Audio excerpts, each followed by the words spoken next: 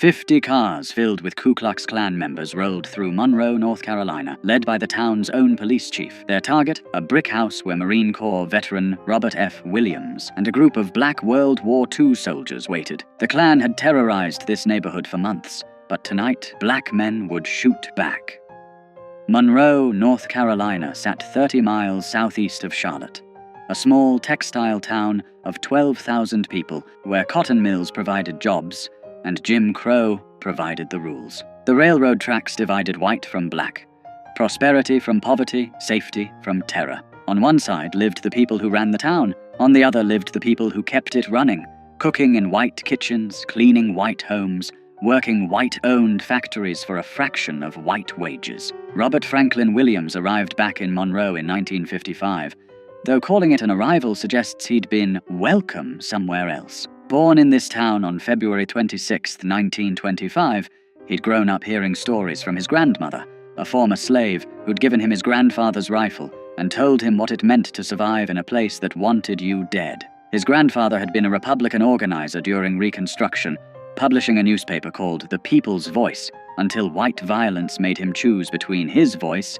and his life. He chose life, but kept the rifle. Williams knew Monroe's particular brand of hatred intimately. When he was 11 years old, he'd watched police officer Jesse Helms Sr., father of the future senator, drag a black woman bleeding through the streets by her hair after administering what the officer called an arrest. The woman's screams echoed in Williams' head for years.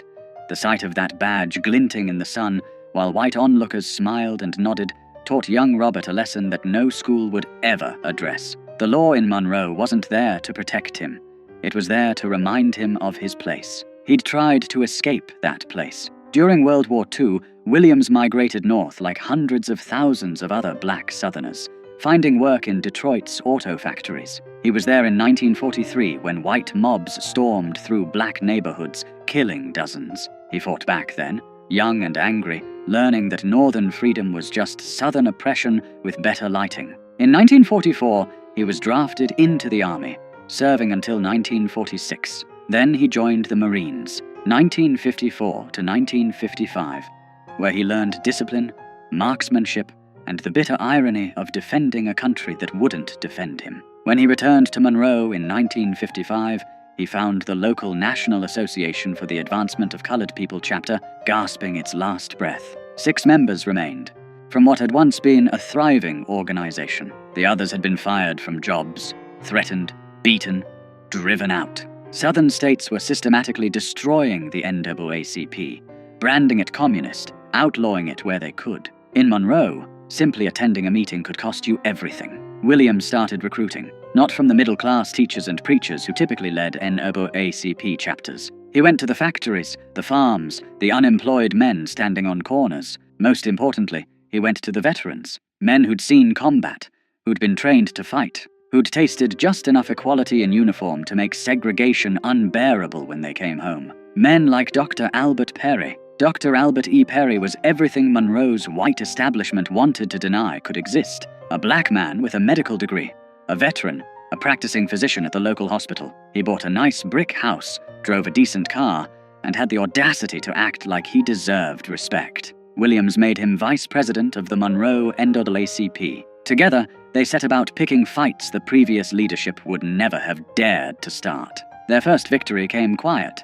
In 1956, they integrated the public library. White Monroe barely noticed because white Monroe barely used the library, but Williams and Perry noticed.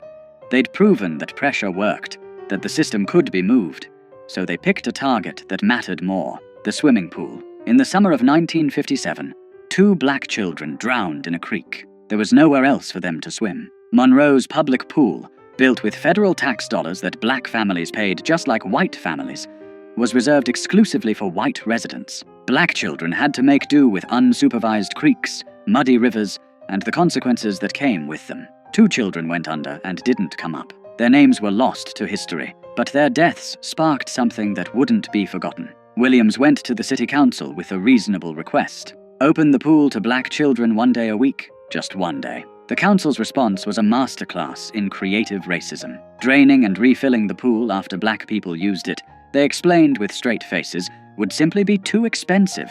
Segregation, they suggested, was an economic necessity. Williams had a different analysis. Standing before the council, he delivered a line that cut through Monroe's polite racism like a blade. Segregation, he said, is a luxury that Monroe cannot afford. He organized picket lines. 8 people at first, standing at the pool gates, silent, peaceful, exactly the kind of protest that Martin Luther King Jr. was preaching across the South. And Monroe responded the way Monroe always responded, with violence. Shots rang out at the picket lines. No one was arrested. Law enforcement officers stood by and watched. The message was clear. You can protest all you want, but when the bullets fly, you're on your own.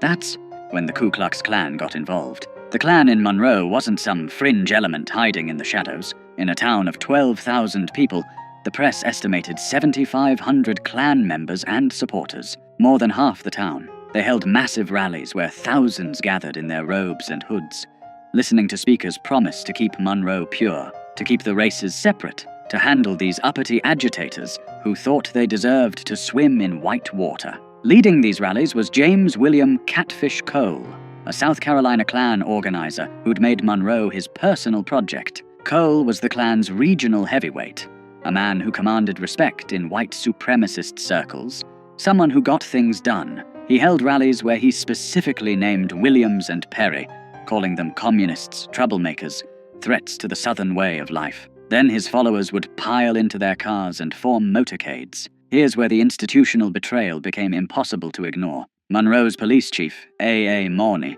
didn't try to stop these motorcades. He led them. Squad cars with flashing lights would escort 50, sometimes more, Klan vehicles through Monroe's streets. The procession would wind through town, then head across the railroad tracks into Newtown, the black section, and there they'd drive past specific houses, firing guns into windows, throwing bottles, shouting threats, while the police chief made sure they had safe passage. Dr. Perry's house became a favorite target. Night after night, the motorcade would roll past, and gunfire would erupt. Perry, his wife, his children, huddling inside while bullets punched through walls. He'd call the police. They'd tell him they couldn't confirm any shooting had occurred, despite the holes in his house and the shell casings in his yard. Then they'd suggest perhaps he'd be safer if he stopped causing trouble. Williams made a decision that would define his life and split the civil rights movement. If the law wouldn't protect black people would protect themselves. He applied for a charter from the National Rifle Association. The NRA approved it without hesitation. Williams formed what he called the Black Armed Guard, though officially it was the Monroe chapter of the NRA. 50 to 60 men, most of them veterans like Williams, men who knew how to handle weapons, how to maintain discipline under fire, how to return fire effectively. They trained, they drilled, they bought guns with money raised from supporters, including fundraisers in Harlem, where Malcolm X would later invite Williams to speak at his mosque. They studied tactics, and they prepared Dr. Perry's house like it was a forward operating base. By October 1957, tensions in Monroe had reached a breaking point. The Klan's motorcades continued, increasingly brazen. White Monroe had circulated petitions to have Williams and Perry driven from town. Anonymous death threats arrived daily. Williams' insurance company cancelled his coverage, citing the risk. When he asked the police chief why his insurance was cancelled if there was no danger, the chief had no answer. On October 5th, 1957, the Klan decided to make their point permanent. They were going to Dr. Perry's house, and this time they weren't just going to shoot at it. They were going to burn it down with everyone inside. Williams got word through the Black Communities Network. People who worked in white homes, who overheard conversations, who understood that information meant survival. The Klan was coming, in force. Tonight. Williams and his men moved into Perry's house that afternoon. They stacked sandbags along the windows. They positioned men with clear fields of fire. They made sure everyone understood the plan. No one fires first, but when they do fire, we fire back. Aim low. Disable.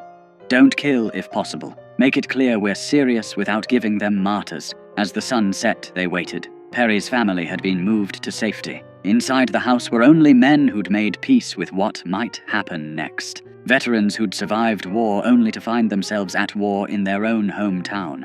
Men who'd sworn oaths to defend their country and were now defending their community from their neighbors. The sound reached them first. Engines. Lots of engines. Then the glow of headlights. Dozens of them, winding through Monroe's streets. The motorcade rolled past City Hall, past the courthouse, past the nice white neighborhoods where people watched from their porches like it was a parade. Then it crossed the tracks into Newtown, 50 cars or more, packed with Klan members in full regalia. At the front, Monroe Police Chief Morney's squad car, lights flashing. The motorcade snaked through Newtown streets, and residents who'd seen this before pulled their children inside, turned off their lights, prayed this night wouldn't be the night someone they loved got killed. The procession turned onto Perry Street. The cars slowed, then stopped, engines idling. Men began to emerge, white robes gleaming in the headlights. Some carried torches, some carried guns. All of them carried the certainty that this was their town,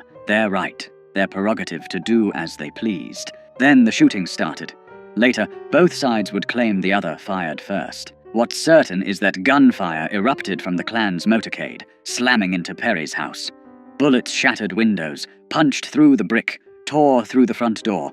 The roar was deafening, dozens of weapons firing at once. Inside the house, Williams gave the order. Fire! The response was disciplined, controlled, exactly what you'd expect from trained soldiers. Muzzle flashes erupted from Perry's windows. The veterans inside had positioned themselves for overlapping fields of fire. They aimed low, at car tires, at legs, at anything that wasn't lethal but would make their point crystal clear. The Klan had never experienced this. In all their years of terrorizing black neighborhoods, shooting into homes, burning crosses, inflicting violence with impunity, they'd never faced organized armed resistance. The psychological impact was immediate and total. These weren't victims cowering in the dark. These were soldiers returning fire. The Klan panicked. Men in white robes scrambled back to their cars.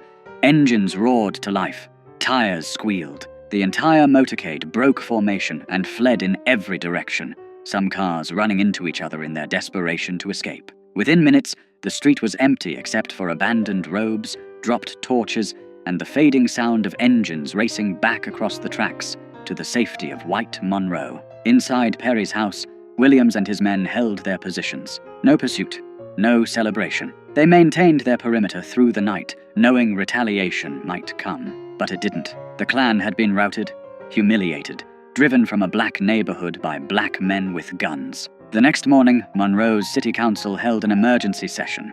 The same council that had said they couldn't afford to let black children swim.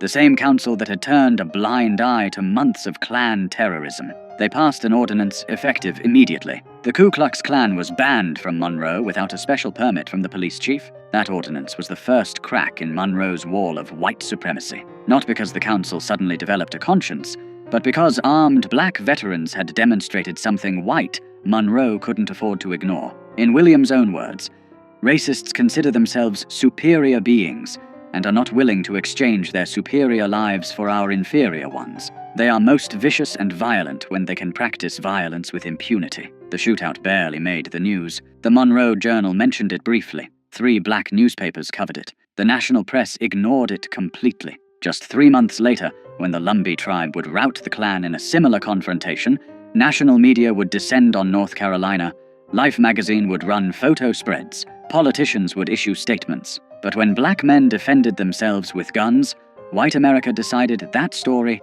was better left untold. Williams understood why. As he'd later write, the national press played up the Indian Klan fight because they didn't consider this a great threat. The Indians are a tiny minority, and people could laugh at the incident as a sentimental joke. But no one wanted black people to get the impression that this was an accepted way to deal with the Klan. So the white press maintained a complete blackout about our fight. But word spread through black communities across the South. Veterans heard what had happened in Monroe.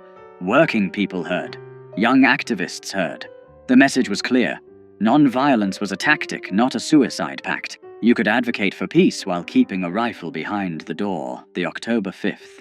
Shootout didn't end Monroe's racial violence, but it fundamentally changed its character. The Klan never conducted another motorcade through Newtown. They couldn't. They'd been exposed as cowards who only fought when resistance was impossible. When black men shot back, they ran. Less than a month later, the Klan tried a different approach. If they couldn't eliminate the troublemakers by force, they'd eliminate them through the legal system. Dr. Perry was arrested on charges of performing an abortion on a white woman. The accusation was almost certainly false. Perry was Catholic, opposed to abortion on religious grounds. The woman herself said she'd asked him to perform the procedure, but that he'd refused. None of that mattered. The newspaper headline screamed, "Negro doctor arrested for criminal abortion on white woman." The racism was coded into every word.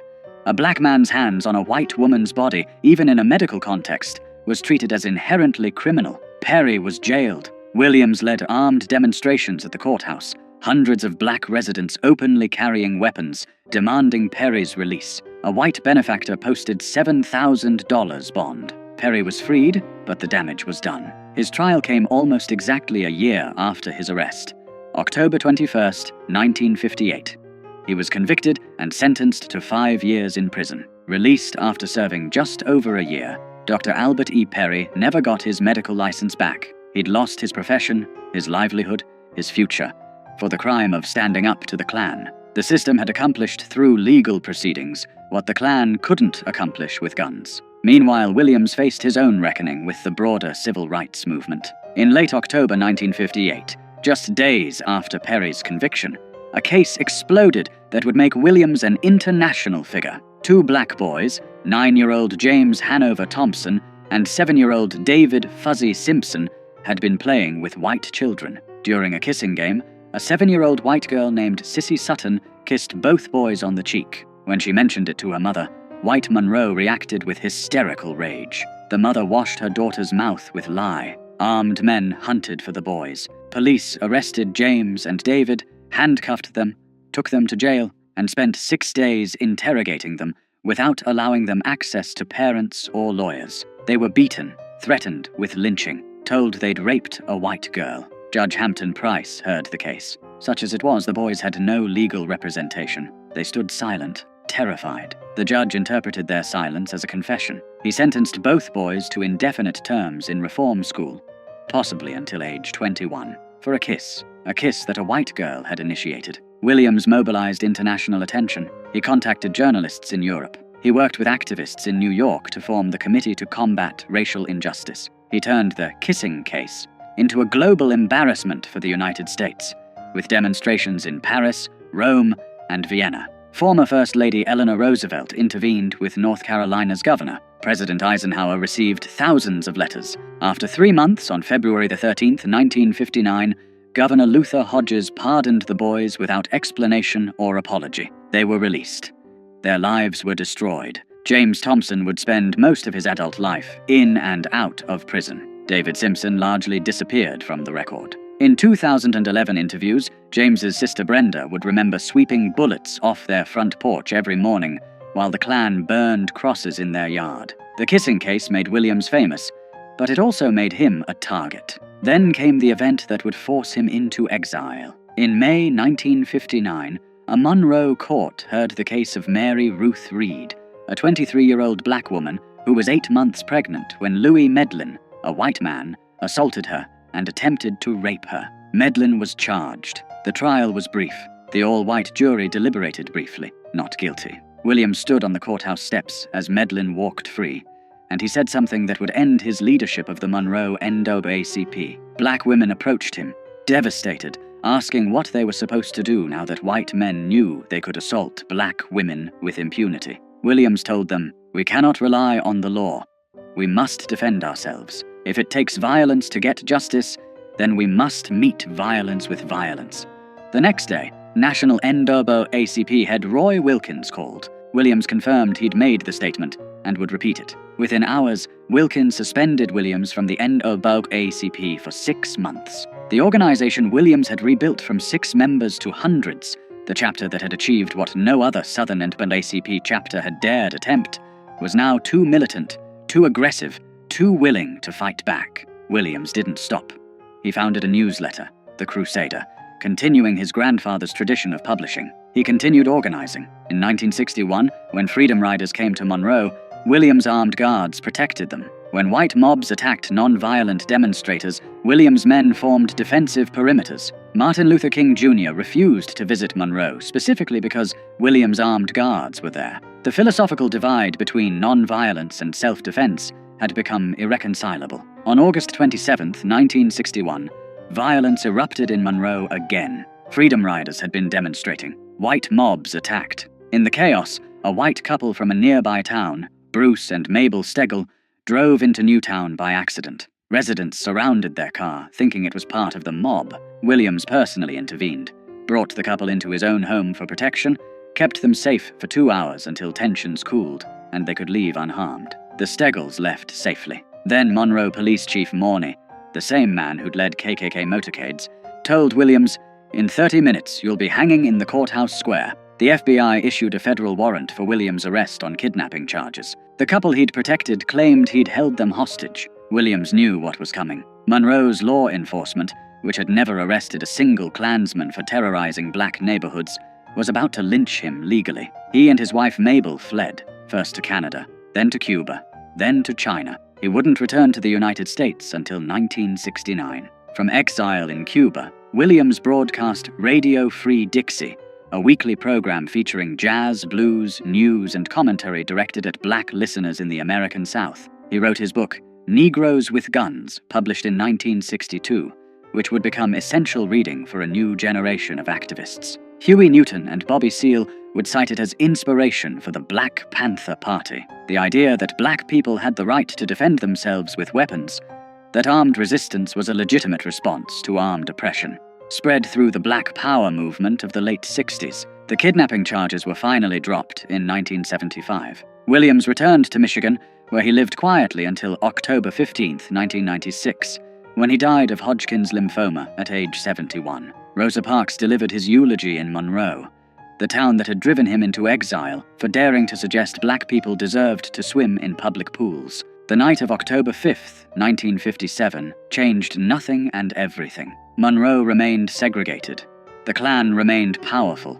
Racism remained the law. But something had shifted. Black men with military training had demonstrated that white supremacist violence wasn't cost-free. They'd shown that victims could become defenders, that terror could be met with resistance, that the oppressed didn't have to die quietly. History tried to forget that night. The civil rights narrative we teach emphasizes non-violence, peaceful protest, moral suasion. We celebrate the bus boycotts and sit-ins, the marches and speeches. We're less comfortable acknowledging that sometimes black people survived because they had guns and knew how to use them, that veterans who'd fought fascism overseas came home and fought it at home, that the Klan stopped terrorizing certain neighborhoods because they knew armed men waited in the darkness. Robert F. Williams never apologized for October 5th. In his book, he wrote, "It has always been an accepted right of Americans, as the history of our western states proves, that where the law is unable to enforce order, the citizens can and must act in self-defense. We asserted this right, and we did what the law officers refused to do. We stopped the terror. We stopped it permanently." The Monroe shootout poses an uncomfortable question for American history. How much of the progress we credit to moral appeals actually came from the threat of armed resistance? How many white supremacists backed down not because they'd seen the light, but because they'd seen what happened when black veterans shot back? How much of the civil rights movement's success depended on the unspoken pressure of men like Williams, proving that black communities could defend themselves if pushed too far? We'll never know for certain. What we do know is that after October 5, 1957, the Klan never conducted another armed motorcade through Monroe's black neighborhoods. We know that the city council passed an anti-Klan ordinance the very next morning after refusing to act for months. We know that white Monroe's terrorism lost its impunity. And we know that black veterans, men who'd been told they weren't good enough to swim in public pools, proved they were more than good enough to stand their ground when armed mobs came calling. The story of that night, and the man who organized the resistance, deserves more than a footnote. It deserves to be told in full as a reminder that justice in America has often been extracted at gunpoint by people who refused to die quietly. Robert F. Williams and his men didn't start the violence in Monroe. They just finished it.